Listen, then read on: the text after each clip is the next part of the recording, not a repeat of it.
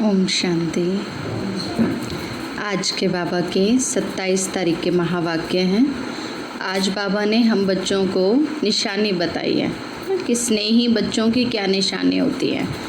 तो बाबा ने 3 प्रकार के बच्चे बताए, है ना। एक हैं वो बच्चे जो सदा के स्नेही हैं, माना हर परिस्थिति में कैसी भी सिचुएशन उनके सामने आए, लेकिन बाबा से हमेशा उन बच्चों का कनेक्शन जुड़ा रहता है ना। माना हर समय हर कार्य करते हुए वो बाबा को अपना साथी बना करके रखते हैं। और दूसरे प्रकार के बच्चे कौन से हैं? जो कभी कभी स्नेही होते हैं, लेकिन बीच बीच में उनका मन कलयुगी दुनिया की बातों में भी चला जाता है, लेकिन फिर भी बार बार वो अपने मन को बाबा से जोड़ते रहते हैं। और जो तीसरे प्रकार के बच्चे हैं वो कौन हैं? जो समय के आधार पर स्नेही बनते हैं। समय के आधार पर माना कि कोई विघ्न आया तो बाबा की याद आ गई, है ना। कोई ऐसी समस्याओं में बाबा को याद कर लिया, या कोई अच्छा कार्य हुआ तो बाबा को थैंक्स कह दिया, नहीं तो अपने में ही मगन रहते हैं, है ना। मेरे में ही बुद्धि लगी रहती है। तो अब हमें चेक करना है कि हम कौन से वाले स्नेही बच्चे हैं। तो आज के बाबा के 27 तारीख के महावाक्य हैं। बाबा ने मुरली सुनाई थी 27/3/86 में। हेडिंग है सदा के स्नेही बनो। कौन से बच्चे बनना है? सदा के स्नेही। आज स्नेह का सागर बाप अपने स्नेही बच्चों से मिलने आए हैं।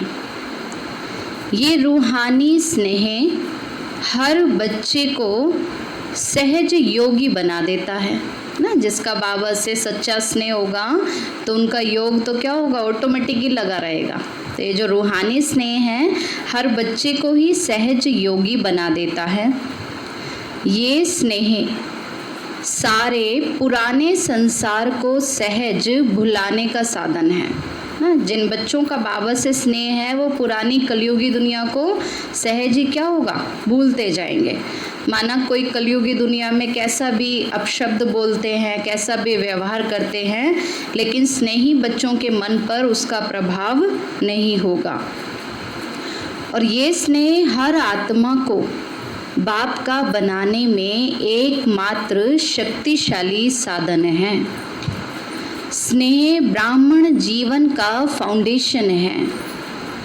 स्नेह शक्तिशाली जीवन बनाने का और पालना का आधार है ना। जिन बच्चों का बाबा से स्नेह होगा उनका जीवन भी कैसा बनता जाएगा, शक्तिशाली ना। पालना भी उन्हें बाबा से हर वक्त अनुभव होगी।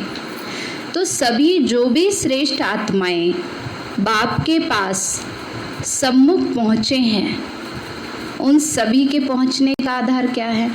अब इतनी दूर दूर से बच्चे बाबा से मिलने जाते हैं, देखो फॉरेन से भी आते हैं ना। कैसे कैसे बच्चों को विघ्न होते हैं, घर वाले कई बार आने भी नहीं देते, लेकिन तो भी क्या होता है, पहुँच जाते हैं मधुबन। तो क्यों पहुँच जाते हैं, क्या कारण है? कि बाबा से स्नेह है। स्नेह के पंखों से उड़ते हुए आकर मधुबन निवासी बनते हैं। तो बाप दादा सर्व स्नेही बच्चों को देख रहे थे कि स्नेही तो सभी बच्चे हैं, लेकिन अंतर क्या है? बाबा ने कहा बाबा से प्यार तो सब बच्चों का है, लेकिन फिर भी अंतर क्या है, नंबरवार क्यों बनते हैं, कारण क्या है? स्नेही सभी हैं, लेकिन कोई है सदा स्नेही और कोई है स्नेही, और तीसरे हैं समय के प्रमाण स्नेह निभाने वाले। बाप दादा ने 3 प्रकार के स्नेही देखे। जो सदा स्नेही हैं वह लवलीन होने के कारण मेहनत और मुश्किल से सदा ही ऊंचे रहते हैं। फिर बाबा पहले वाले स्नेही बच्चों की निशानी बता रहे हैं कि उनको कोई भी मुश्किल अनुभव नहीं होती। कई बच्चे कहते हैं ना क्या करें, योग ही नहीं लगता, है ना, क्या करें, मन बाबा से कनेक्ट ही नहीं होता। तो इसका मतलब क्या है कि स्नेह की कमी है बाबा से। बाबा ने कहा जो सदा स्नेही हैं वह तो लवलीन होने के कारण मेहनत और मुश्किल से सदा ही ऊंचे रहते हैं। ना मेहनत करनी पड़ती है और ना ही मुश्किल का अनुभव होता है, क्योंकि सदा स्नेही होने के कारण उन्हों के आगे प्रकृति और माया दोनों अभी से दासी बन जाती हैं। बाबा ने कहा वो बच्चे हर समय के योगी बन जाते हैं ना, तो प्रकृति और माया भी अभी से दासी बन जाती, अर्थात सदा स्नेही आत्मा मालिक बन जाती, तो प्रकृति और माया स्वतः ही दासी के रूप में हो जाती है। क्योंकि वो आत्मा शिव शक्ति रूप में कनेक्ट रहते हैं ना हर समय बाबा के साथ, तो ऑटोमेटिक क्या होता है, बाबा कहते हैं उनके कार्य उनके शुभ भावनाओं के अनुसार ही होते हैं। प्रकृति और माया की हिम्मत नहीं जो सदा स्नेही का समय और संकल्प अपनी तरफ लगाए ना। कई बच्चे कहते हैं ना क्या करें, माया आती है तो हमें भी कई बार माया की बातों में हम भी फंस जाते हैं, क्रोध में आ जाते हैं, तो माया ने अपनी तरफ खींच लिया, माना क्या हुआ कि बाबा से स्नेह की कमी थी, तभी तो माया की बातों में आ गए। तो बाबा ने कहा बच्चे जो सदा स्नेही आत्माएं हैं, तो सदा स्नेही आत्माओं का तो हर समय हर संकल्प है ही बाप की याद और सेवा के प्रति ना। इसलिए बाबा कहते हैं बच्चे सोचो भी तो क्या सोचो, सेवा के बारे में सोचो, है ना। जो भी करना है सेवार्थी करना है। तो इसलिए प्रकृति और माया भी जानती है कि ये तो सदा स्नेही बच्चे हैं, तो संकल्प से भी कभी हमारे अधीन नहीं हो सकते, है ना। माया को भी पता है कि ये तो बाबा के साथ हर समय कनेक्ट है, इसलिए सोचने में भी वो बच्चे गलत नहीं सोचेंगे, है। इसलिए बाबा कहते बच्चे हम सोचते कैसा हैं ये भी हमें अटेंशन देना है। तो सर्व शक्तियों के अधिकारी आत्माएं है ना बाबा कहते जो सदा स्नेही हैं उन्हें क्या मिलती हैं, सारी शक्तियां भी मिलती हैं। तो सदा स्नेही आत्मा की स्थिति का ही तो गायन है कि एक बाप दूसरा न कोई, बाप ही संसार है। फिर दूसरा नंबर, फिर बाबा दूसरे नंबर वाले स्नेही बच्चों की निशानी बताते हैं। ये स्नेही आत्माएं स्नेह में तो जरूर रहती हैं, लेकिन सदा ना होने के कारण कभी कभी मन के संकल्प के द्वारा भी कहाँ और तरफ स्नेह जाता है। क्योंकि सदा बुद्धि बाबा से जुड़ी हुई नहीं है, तो बीच बीच में क्या होता है, मन और बुद्धि कहीं और भी चले जाते हैं। बहुत थोड़ा बीच बीच में स्वयं को परिवर्तन करने के कारण कभी मेहनत का और कभी मुश्किल का अनुभव करते हैं। कौन से बच्चे, जो कभी कभी के स्नेही वाले हैं ना। तो बाबा कहते हैं उनकी वो बार बार अपने आप को परिवर्तन करते हैं, लेकिन फिर बीच बीच में बार बार माया उन्हें अपनी तरफ खींच लेती है, इसलिए मुश्किल का अनुभव होता है।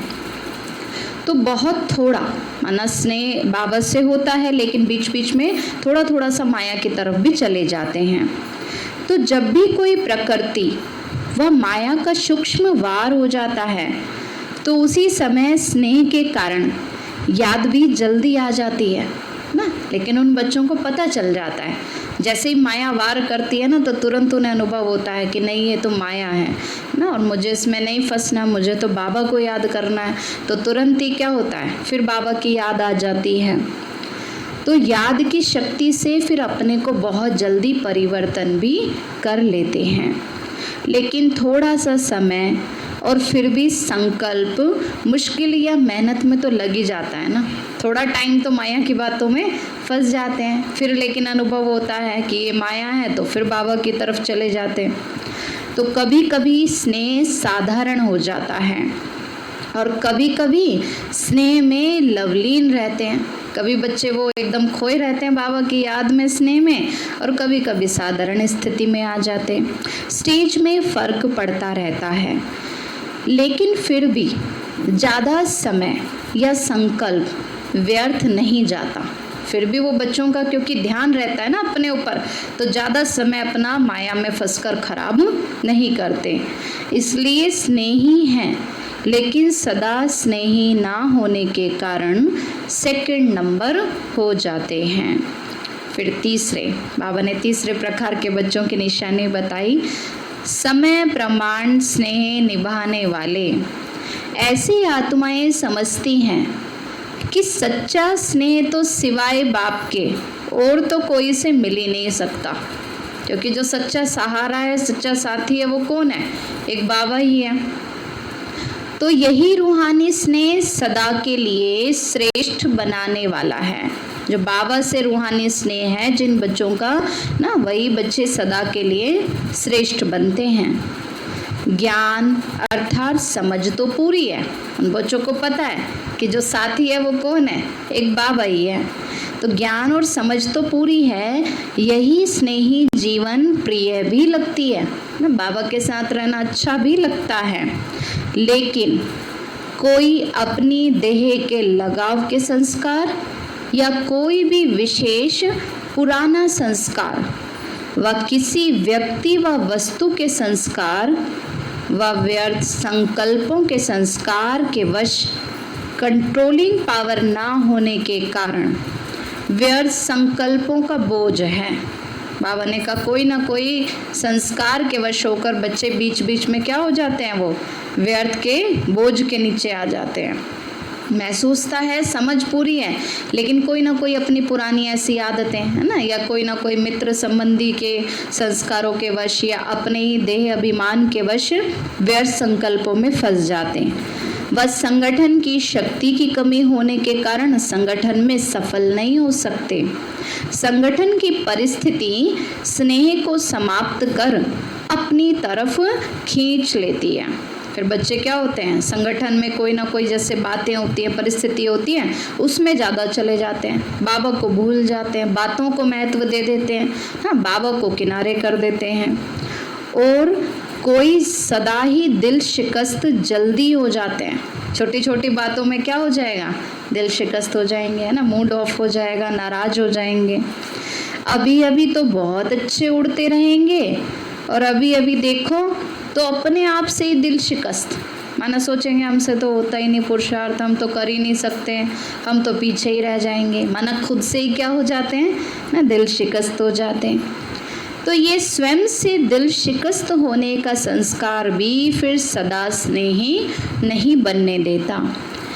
किसी न किसी प्रकार का संस्कार परिस्थिति की तरफ या प्रकृति की तरफ आकर्षित कर ही देता है। कोई ना कोई अपने ऐसे पुराने संस्कार हैं जिस कारण वो बच्चे क्या हो जाते हैं? वातावरण की बातों के प्रभाव में फंस जाते हैं। और जब हलचल में आ जाते हैं तो स्नेह का अनुभव होने के कारण, फिर स्नेही जीवन प्रिय लगने के कारण फिर बाबा की याद आ जाती है। हाँ, फिर महसूस करते हैं कि ये तो दुनिया की बातों में कुछ नहीं रखा, है ना, एक बाबा ही सहारा है, एक बाबा को याद करो, फिर महसूस होता है, फिर बाबा की याद में आ जाते हैं। प्रयत्न करते हैं कि अभी फिर से बाप के स्नेह में ही समा जावें। तो समय प्रमाण, परिस्थिति प्रमाण हलचल में आने के कारण कभी याद करते हैं और कभी युद्ध करते हैं, है ना। परिस्थिति आती है, उसमें फंस जाते हैं, फिर बाबा को याद करते हैं, है ना, फिर बार बार उस युद्ध करके उस परिस्थिति से बाहर निकलते हैं। युद्ध की जीवन ज़्यादा होती है और स्नेह में समाने की जीवन उसके अंतर में कम होती है। और उस परिस्थिति में क्यों चले जाते हैं? क्योंकि बाबा से बुद्धि हट जाती है, तभी तो परिस्थिति के प्रभाव में आ जाते हैं ना, इसलिए युद्ध में ज़्यादा समय चला जाता है, इसलिए तीसरे नंबर बन जाते हैं। फिर भी विश्व की सर्व आत्माओं से तीसरा नंबर भी अति श्रेष्ठ ही कहेंगे, क्योंकि बाप को पहचाना, बाप के बने, ब्राह्मण परिवार के बने। फिर भी बाबा ने कहा विश्व के कंपैरिजन में अगर देखेंगे तो भी भगवान को तो पहचान लिया, तो अति श्रेष्ठ आत्माएं ही कहलाएंगे। ऊंची ते ऊंची ब्राह्मण आत्माएं ब्रह्मा कुमार कुमारी कहलाते हो, इसलिए दुनिया के अंतर में वह भी श्रेष्ठ आत्माएं हैं। लेकिन संपूर्णता के अंतर में कौन से नंबर में है? तीसरे नंबर में है। तो स्नेही तो सभी हैं, लेकिन नंबरवार हैं। नंबर 1 सदा स्नेही आत्माएं, सदा कमल पुष्प के समान न्यारी। फिर बाबा पहले नंबर वाले बच्चों का बताते हैं कि वो कैसे रहते हैं, सदा ही कमल पुष्प समान न्यारी और बाप की अति प्यारी हैं।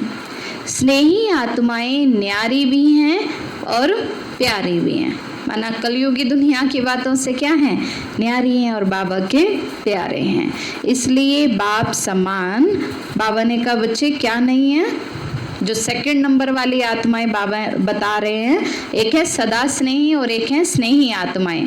तो बाबा ने कहा जो स्नेही आत्माएं हैं वो न्यारी हैं, प्यारी भी हैं। माना दुनिया की बातों में बीच बीच में चले जाते हैं लेकिन फिर बाबा के प्यार में समा जाते हैं। तो वो समान शक्तिशाली विजयी नहीं है, लवली नहीं है, लेकिन स्नेही है ना। सदा बाबा के स्नेह में नहीं रहते हैं लेकिन बीच बीच में कलयुगी दुनिया में चले जाते हैं लेकिन फिर बाबा से कनेक्ट हो जाते हैं।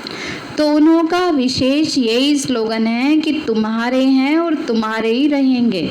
सदा ये गीत गाते रहते हैं। कौन से वाले? जो स्नेही बच्चे हैं ना, और जो सदा स्नेही हैं वो सदा ही लवलीन रहते हैं।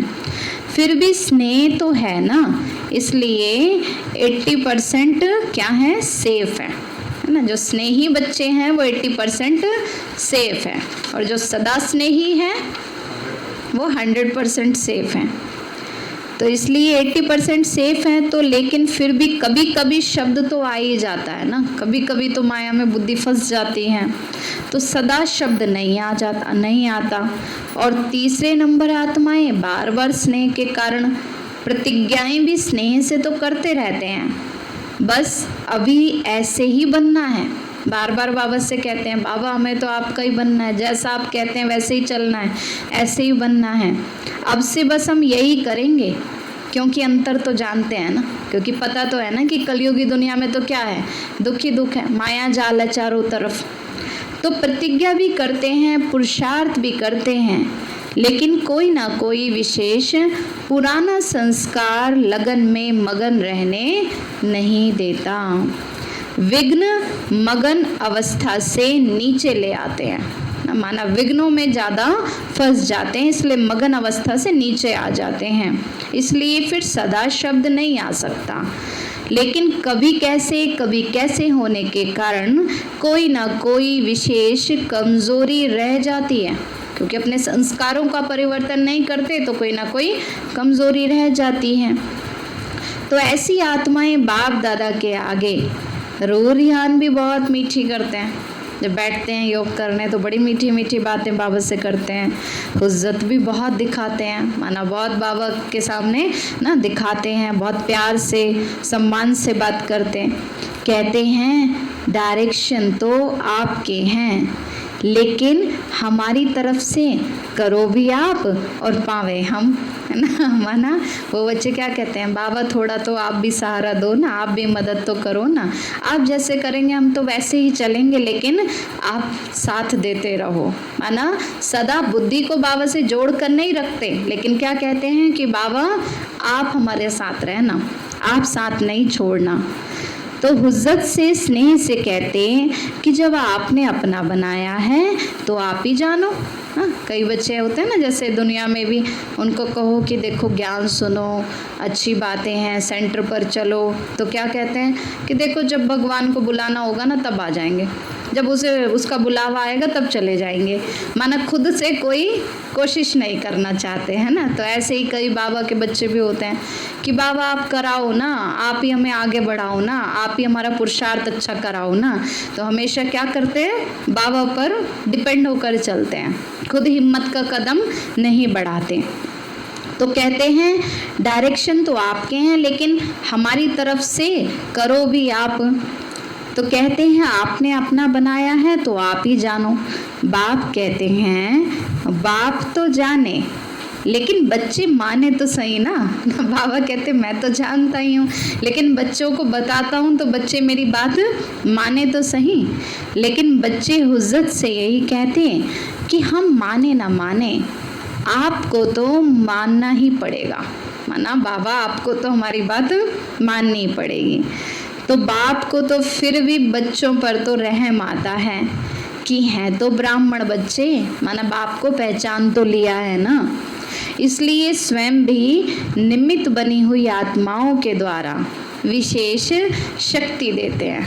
फिर भी क्योंकि उन बच्चों का बाबा से स्नेह है तो बाबा क्या करते हैं, निमित्त आत्माओं के द्वारा, दीदियों के द्वारा, दादियों के द्वारा, ब्राह्मण परिवार के द्वारा उन बच्चों को विशेष शक्ति देते हैं। लेकिन कोई तो शक्ति लेकर बदल भी जाते हैं और कोई शक्ति मिलते भी अपने ही संस्कारों में मस्त होने के कारण शक्ति को धारण नहीं कर सकते ना। बाबा से शक्ति मिलती है ना, निमित्त आत्माओं से भी मिलते हैं उनको वाइब्रेशन, लेकिन अपने में ही मगन रहते हैं, अपने ही पुराने संस्कारों में इतना फंस जाते हैं जो शक्ति को ग्रहण नहीं कर पाते। अब जैसे सूरज से रोशनी आ रही है लेकिन कोई खिड़की दरवाजे सब बंद करके बैठा रहे तो थोड़े ना मिलेगी। तो ऐसे बाबा से हमेशा निरंतर हमें वाइब्रेशन मिलते हैं, लेकिन बच्चे अपने देह अभिमान में इतना फंसे रहते हैं, मैं और मेरे की बातों में, कि बाबा से शक्ति ग्रहण ही नहीं कर पाते। जैसे कोई को कोई ताकत की चीज खिलाओ और वो खाए ही नहीं तो क्या करेंगे। तो बाप तो विशेष शक्ति देते भी हैं और कोई कोई धीरे धीरे शक्तिशाली बनते बनते फिर तीसरे नंबर से दूसरे नंबर में भी आ जाते हैं। माना जो तीसरे प्रकार के स्नेही बच्चे थे वो ऊपर आकर के सेकंड नंबर में भी आ जाते हैं। लेकिन कोई कोई बहुत अलबेले होने के कारण जितना लेना चाहिए उतना भी ले नहीं सकते। तो 3 प्रकार के स्नेही बच्चे हैं। टाइटल तो सभी का स्नेही बच्चे हैं लेकिन नंबरवार हैं, तो चेक करना है कौन से नंबर में कहेंगे। बाबा कहते हैं बच्चे मंथन करना है ना, अपना चेकिंग करते रहना। फिर आज जर्मनी वालों का टर्न है। सारा ही ग्रुप नंबर 1 है ना। नंबर 1 समीप रत्न है, क्योंकि जो समान होते हैं वो ही समीप रहते हैं। जो बच्चे बाप के समान अपनी स्थिति बनाते हैं, ऐसे गुणवान बनते हैं, वो ही समीप रहते हैं। भले बाबा ने कहा बच्चे दूर दूर रह रहे हैं लेकिन दिल से तो सब बाबा से जुड़े हैं ना, समीप हैं बाबा के। शरीर से भले कितना भी दूर हो लेकिन दिल से इतने नज़दीक हैं जो रहते ही दिल में हैं, स्वयं बाप के ही दिल तख्त पर रहते हैं। तो उन्हों के दिल में स्वतः ही बाप के सिवाय और कोई नहीं, क्योंकि ब्राह्मण जीवन में बाप ने दिल का ही सौदा किया है। दिल ली और दिल दी, तो सभी ने अपना दिल किसको दे दिया, बाबा को दे दिया ना। तो बाबा कहते फिर दिल में और कोई व्यर्थ बातें आ ही नहीं सकती। तो दिल का सौदा किया है ना, दिल से बाप के साथ रहते हो। शरीर से तो कोई कहाँ रहते, सभी को यहाँ रखें तो क्या बैठ करेंगे। अब बाबा ने कहा सभी को एक ही घर में रख ले, मधुबन घर में, तो फिर बाबा ने कहा बच्चे क्या करेंगे, इसलिए दूर दूर जाकर बच्चों को सेवाएं करनी होती हैं। सेवा के लिए तो मधुबन में साथ रहने वालों को भी बाहर भेजना पड़ता, नहीं तो विश्व की सेवा कैसे होती। बाप से भी प्यार है तो सेवा से भी प्यार है, इसलिए ड्रामानुसार भिन्न भिन्न स्थानों पर पहुंच गए हो और वहाँ की सेवा के निमित्त बन गए हो ना। देखो सभी ने, दादियों ने कितना दूर दूर जाकर के सेवाएं की हैं ना। तो ये भी ड्रामा में पार्ट नूंधा हुआ है। अपने हमजिन्स की सेवा के निमित्त बन गए। जर्मनी वाले सदा खुश रहने वाले हैं ना। जब बाप से सदा का वर्षा इतना सहज मिल रहा है तो सदा को छोड़ थोड़ा सा वह कभी कभी का क्यों लेवें। हम बाबा कहते बच्चे जब बाबा सब कुछ देने के लिए आया हुआ है तो सदा एक का ही बाबा से वर्षा ले ना, कभी कभी का क्यों ले। दाता तो दे रहा है तो लेने वाले कम क्यों लेवें। इसलिए सदा ही खुशी के झूले में झूलते रहो। सदा माया जीत प्रकृति जीत विजयी बनकर विजय का नगाड़ा विश्व के आगे जोर शोर से बजाओ। आजकल की आत्माएं विनाशी साधनों में या तो बहुत मस्त नशे में चूर हैं या तो दुख अशांति से थके हुए ऐसी गहरी नींद में सोए हुए हैं जो छोटा आवाज भी सुनने वाले नहीं हैं। हाँ, अगर कलयुगी दुनिया में देखें तो मनुष्य क्या है, विनाशी साधनों में इतना फंसे हुए हैं जो उनको भगवान को याद करने का मन ही नहीं है बिल्कुल ना। इतना मैं और मेरे में कलयुगी दुनिया के आकर्षण में फंसे हुए हैं, या फिर दुख और अशांति से थके हुए ऐसी गहरी नींद में सोए हुए हैं जो छोटा आवाज भी सुनने वाले नहीं हैं। तो नशे में जो चूर होता है ना, उसको हिलाना पड़ता है। जैसे कोई बहुत गहरी नींद में सोया हुआ हो तो जोर से हिलाना पड़ता है ना, ऐसे कलयुगी मनुष्य भी क्या है, बिल्कुल गहरी नींद में ना, कुंभकर्ण की नींद में सोए हुए हैं। तो गहरी नींद वालों को भी तो हिलाकर उठाना पड़ता है। तो हैमबर्ग वाले क्या कर रहे हैं, अच्छा ही शक्तिशाली ग्रुप है ना, सभी की बाप और पढ़ाई से प्रीत तो अच्छी है, और जिनकी पढ़ाई से प्रीत है वह सदा ही शक्तिशाली रहते हैं। बाप अर्थात मुरलीधर से प्रीत, माना मुरली से प्रीत ना, जिन बच्चों का बाबा से प्यार है तो उनका मुरली सुनने के बिना भी मन नहीं लगेगा। मुरली से प्रीत नहीं तो मुरलीधर से भी प्रीत नहीं। कितना भी कोई कहे मुझे बाप से प्यार है, लेकिन पढ़ाई के लिए टाइम नहीं, तो क्या कहेंगे, माना बाबा से प्यार नहीं है। बाप को बाप ही नहीं मानते, अगर बाबा की बातें ही नहीं सुनते, मुरली ही नहीं सुनते, तो माना बाप ही नहीं मानते। तो जहाँ लगन होती है ना, वहाँ कोई भी विघ्न ठहर नहीं सकते, सदा ही समाप्त हो जाएंगे। पढ़ाई की प्रीत और मुरली से प्रीत वाले विघ्नों को सहज ही पार कर लेते हैं, क्योंकि बाबा ने कहा कलयुगी दुनिया में बैठे हैं तो विघ्न तो अनेक प्रकार के आएंगे, लेकिन जिन बच्चों की बाबा से प्रीत है, मुरली से प्रीत है, वो विघ्नों को सहज ही पार कर लेते हैं। उड़ती कला द्वारा स्वतः ही ऊंचे हो जाते हैं, विघ्न नीचे रह जाते हैं। तो उड़ती कला वाले के लिए पहाड़ भी एक पत्थर के समान है, जैसे पत्थर होता है ना, यूं ही साइड कर सकते हैं। तो ऐसे बाबा ने कहा जो उड़ती कला वाले बच्चे हैं वो कैसे, ऐसे सहज ही पहाड़ को भी, पहाड़ जैसी बातों को भी पार कर लेते हैं। पढ़ाई से प्रीत रखने वालों के लिए बहाना कोई नहीं होता, प्रीत तो मुश्किल को भी सहज कर देती है। जैसे दुनिया में भी होता है ना, किसी के से विशेष स्नेह होता है तो उसके लिए कोई भी कार्य कर देते हैं, ऐसे भगवान से प्यार है, मुरली से प्यार है, तो उन बच्चों को मुश्किल भी क्या लगेगा, सहज लगेगा। तो एक तो मुरली से प्यार, पढ़ाई से प्यार और परिवार का प्यार, तो ये किला बन जाता है, किले में रहने वाले सेफ हो जाते हैं। तो इस ग्रुप को ये दोनों ही विशेषताएं आगे बढ़ा रही हैं। पढ़ाई और परिवार के प्यार के कारण एक दो को प्यार के प्रभाव से समीप बना देते हैं। और फिर निमित्त आत्मा ना, पुष्पाल भी प्यार वाली मिली है ना, जो दादी हैं, माना बहुत स्नेह से चला रही हैं। स्नेह भाषा को भी नहीं देखता, स्नेह की भाषा सभी भाषाओं से श्रेष्ठ है। तो सभी उनको याद कर रहे हैं, बाप दादा को भी तो याद है ना, अच्छा ही प्रत्यक्ष प्रमाण देख रहे हैं। सेवा की भी वृद्धि हो रही है, जितना वृद्धि करते रहेंगे उतना महान पुण्य आत्मा बनने का फल सर्व की आशीर्वाद प्राप्त होती रहेगी। क्योंकि जो बच्चे सेवा करते हैं तो उनको क्या मिलती है, सेवा से दुआएं भी तो मिलती है ना, सेवा का फल भी तो मिलता है, सर्व की आशीर्वाद भी प्राप्त होती रहेगी। पुण्य आत्मा बनना ही पूज्य आत्मा, जो पुण्य आत्मा है वही पूज्य आत्मा भी बनती हैं। तो अभी पुण्य आत्मा नहीं तो भविष्य में फिर पूज्य आत्मा भी नहीं बन सकते। तो पुण्य आत्मा बनना भी तो जरूरी है ना। जो बच्चे अभी सेवा करते हैं ना, दान पुण्य करते हैं, तो बाबा ने कहा वो ही फिर भविष्य में पूज्य आत्मा भी बनते हैं। फिर आज की मुरली से कुछ प्रश्न उत्तर हैं जो अव्यक्त मुरलियों से हैं। तो पहला प्रश्न है, ब्राह्मण जीवन का विशेष गुण, श्रृंगार व खजाना कौन सा है? कौन सा कहेंगे? ब्राह्मण जीवन का विशेष गुण, श्रृंगार व खजाना कौन सा है? संतुष्टता। तो संतुष्टता जिससे कोई, जैसे कोई प्रिय वस्तु होती है तो प्रिय वस्तु को कभी छोड़ते नहीं है, तो संतुष्टता विशेषता है। ब्राह्मण जीवन के परिवर्तन का विशेष दर्पण है। जहाँ संतुष्टता है वहाँ खुशी भी जरूर है, क्योंकि जो बच्चे संतुष्टता के गुण से भरपूर रहते हैं ना, वो हर हाल में कैसे रहेंगे, खुशहाल रहेंगे। कभी ये नहीं, ये ऐसे क्यों, ये ऐसा क्यों नहीं हुआ, ये मुझे ऐसा क्यों नहीं मिला, इसमें नहीं जाएंगे।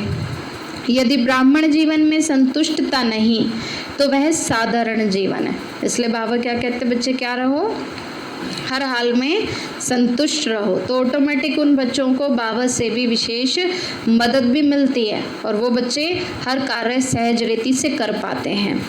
दूसरा है संतुष्ट मणियों की विशेषताएं क्या होंगी। उत्तर है संतुष्ट मणियाँ कभी भी किसी भी कारण से, स्वयं से, अन्य आत्माओं से, अपने संस्कारों से और वायुमंडल के प्रभाव से असंतुष्ट नहीं हो सकती। जो संतुष्ट मणियाँ हैं क्या नहीं होंगी? कभी भी स्वयं से, अन्य आत्माओं से, अपने संस्कारों से और वायुमंडल के प्रभाव से असंतुष्ट नहीं हो सकती। वे कभी ऐसे नहीं कहेंगे कि हम तो संतुष्ट हैं लेकिन दूसरे असंतुष्ट करते हैं। कुछ भी हो जाए, संतुष्ट मणियाँ अपने संतुष्टता की विशेषता को छोड़ नहीं सकती। तीसरा प्रश्न है जो सदा संतुष्ट रहते हैं उनकी निशानियाँ क्या होंगी। उत्तर है जो सदा संतुष्ट रहता है उसके प्रति स्वतः सभी का स्नेह रहता है। माना सबके साथ क्या होंगे, मिलजुल करके चलने वाले होंगे, तो सभी का उनसे स्नेह रहता है, क्योंकि संतुष्टता ब्राह्मण परिवार का स्नेही बना देती है। सेकंड उनकी निशानियाँ दूसरी क्या हैं, संतुष्ट आत्मा को सभी स्वयं ही समीप लाने व हर श्रेष्ठ कार्य में सहयोगी बनाने का प्रयत्न करेंगे।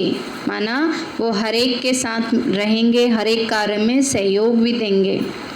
संतुष्टता की विशेषता स्वयं ही हर कार्य में गोल्डन चांसलर बना देती है। फिर सब उनको क्या करते हैं, हर कार्य में बुलाते हैं, आगे रखते हैं, तो वो हर कार्य में गोल्डन चांसलर बन जाते हैं। उन्हें कहना या सोचना भी नहीं पड़ता है। नेक्स्ट है संतुष्टता सदा ही सर्व के स्वभाव संस्कार को मिलाने वाली होती है। जो संतुष्ट आत्मा होती है ना, ऑटोमेटिक सब भी उनके साथ मिलकर चलते हैं।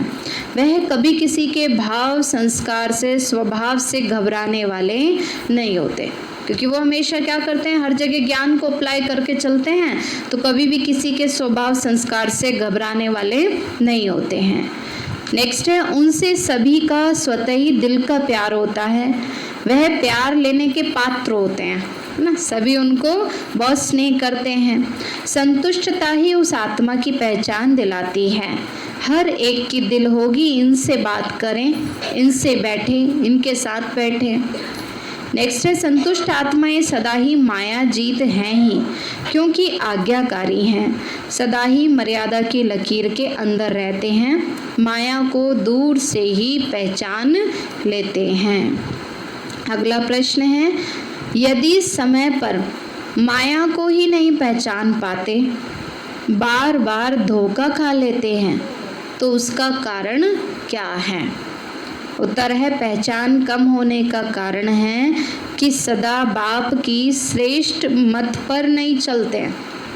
तभी तो बाबा कहते हैं बार बार माया से धोखा खा लेते हैं, माया के अलग अलग रूपों को पहचान नहीं पाते। कोई समय चलते हैं और कोई समय नहीं चलते। किस पर? श्रीमत पर। कोई समय याद करते हैं और कोई समय नहीं। कोई समय तो उमंग उत्साह में रहेंगे और कोई समय नहीं।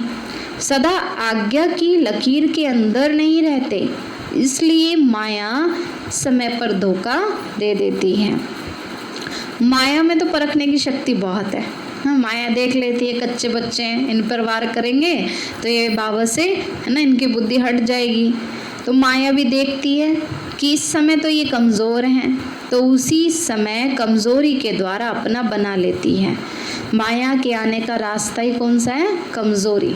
अगर कोई भी कमज़ोरी होगी तो उन बच्चों को माया अपनी तरफ खींच लेगी। अगला प्रश्न है माया जीत बनने का सहज साधन कौन सा है? कौन सा साधन है? माया जीत कब बनेंगे? जो बच्चे सदा बाबा के साथ रहेंगे, बाबा के साथ कंबाइंड रहेंगे। उत्तर है सदा ही बाबा के साथ रहो। साथ रहना अर्थात स्वतः ही मर्यादाओं की लकीर के अंदर रहना। फिर एक एक विकार के पीछे विजयी बनने की मेहनत करने से छूट जाएंगे। ना। कई बच्चे होते हैं ना, सोचते हैं अब आज क्रोध को जीते, आज मोह को जीते, आज लोभ को जीते, लेकिन बाबा क्या कहते हैं बच्चे, जब बाबा के साथ कंबाइंड रहेंगे तो ऑटोमेटिक सारे विकार क्या हो जाएंगे, दूर हो जाएंगे। साथ रहो तो जैसा बाप वैसे ही आप, तो संग का रंग स्वतः ही लग जाएगा। इसलिए बीज को छोड़ सिर्फ शाखाओं को काटने की मेहनत नहीं करो। जो बीज है ना, देह अभिमान का बीज है, उसको ही खत्म करो। तो आज काम जीत बन गए, कल क्रोध जीत बन गए नहीं, सदा ही विजयी। सिर्फ बीज रूप को साथ रखो। बीज रूप कौन है, शिव बाबा ना। तो बीज रूप को साथ रखो तो जो माया का बीज है वो क्या हो जाएगा, भस्म हो जाएगा। तो वो माया का बीज ऐसे भस्म हो जाएगा जो फिर कभी भी उस बीज से अंश भी नहीं निकल सकता।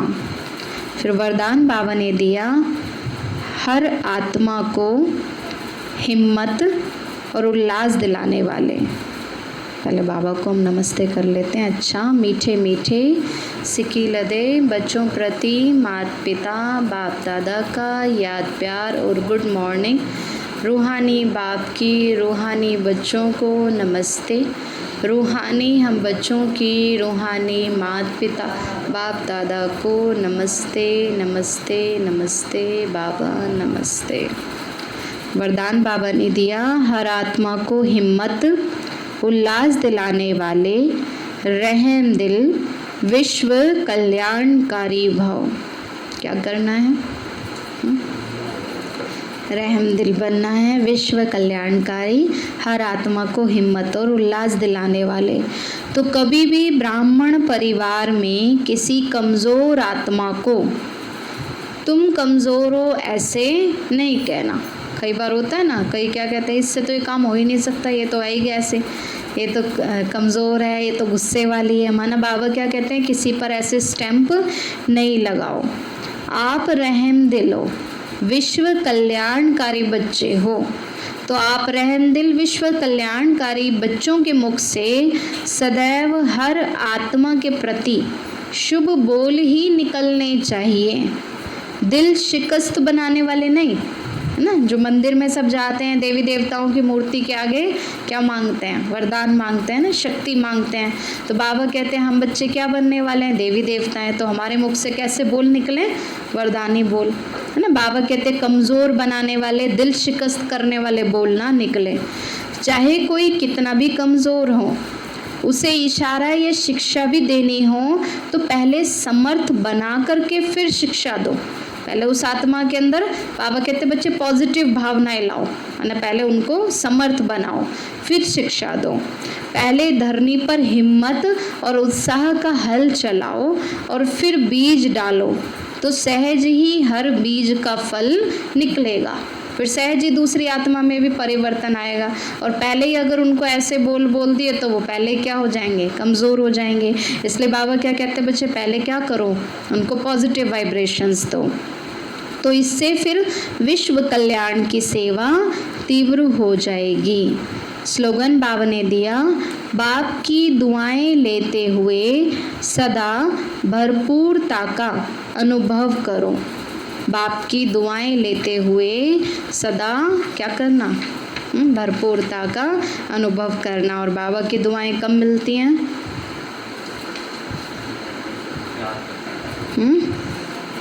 जब बाबा को याद करते हैं ना, जब बाबा के स्नेही बच्चे बनकर चलते हैं, सेवाओं में स्नेही बनते हैं ना, सेवाओं में भी सहयोगी रहते हैं।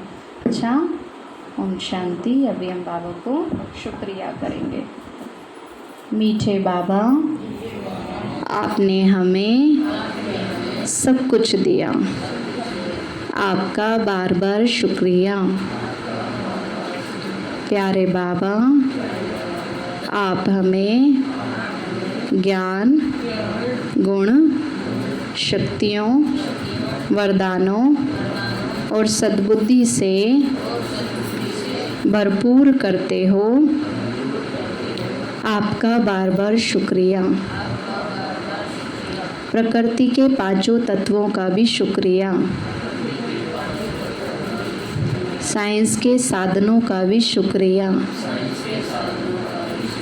लौकिक अलौकिक परिवार का भी शुक्रिया,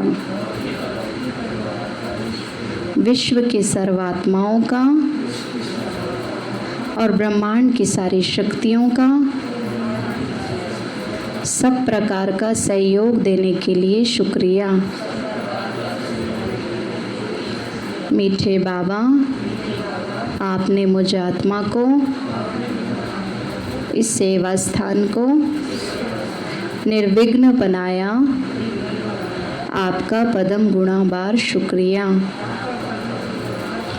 मीठे बाबा, मुझ आत्मा ने जाने अनजाने में जिन भी आत्माओं को मनसा वाचा कर्मणा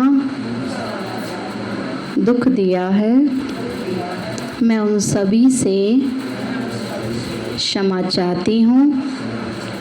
मुझे क्षमादान दिलाओ। और जिन भी आत्माओं ने मुझे दुख दिया हो, विघ्न रूप बने हैं, मैं उन सभी को दिल से क्षमा करती हूँ। सबका कल्याण हो, सबको सुख शांति सद्बुद्धि मिले और बाबा के सेंटर की सेवाएं खूब बढ़ती जाएं। मैं आत्मा परम धाम में चमकती हुई मणि हूँ। सतयुग में पावन देवताई शरीर में हूँ। मैं अष्टभुजाधारी देवी दुर्गा हूँ। विघ्न विनाशक गणेश हूँ। मैं सर्वश्रेष्ठ ब्राह्मण आत्मा हूँ। अच्छा, ओम शांति।